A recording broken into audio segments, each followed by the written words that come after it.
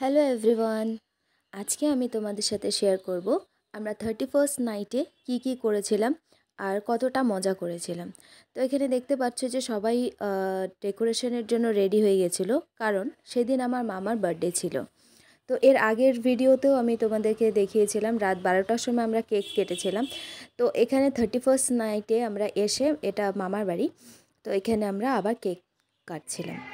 তো এখানে দেখো, এটা মামার মেয়ে, খুবই কিউট। তো ওইখানে ও ডান্স করা শুরু করে দিয়েছিল, কারণ ও বলছিল আজকে আমার পাপার বার্থডে। তো তারপর আমরা এখানে কেকের ডেকোরেশন এগুলো করা শুরু করে দিই।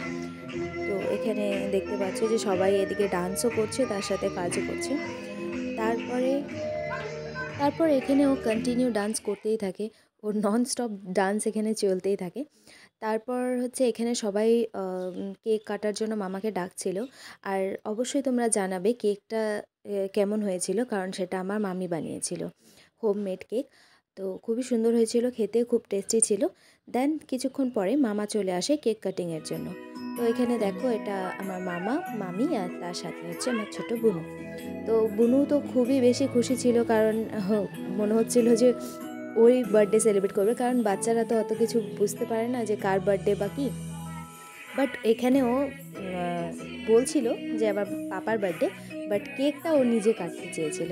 তো যাই হোক, এখানে হচ্ছে তারপর কেকটা কাটা হয়। কেকটা কাটার পরে আবার সবাই ডান্স করতে শুরু করে দেয়। এখানে দেখো, কেক কাটিংয়ের সেশন চলছে। তো কেক কাটিং করার পরে আবার দেখতে পাবে যে সবাই ডান্সে ফিরে চলে যায়।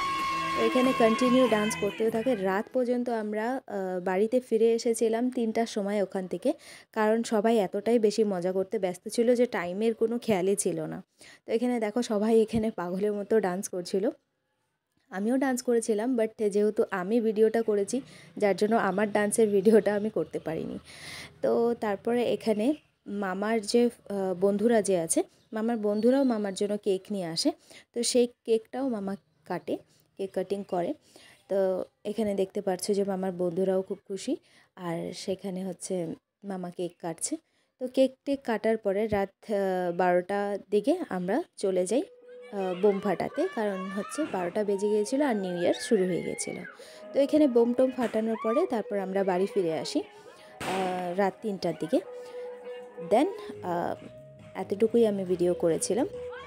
তো থ্যাংকস ফর ওয়াচিং।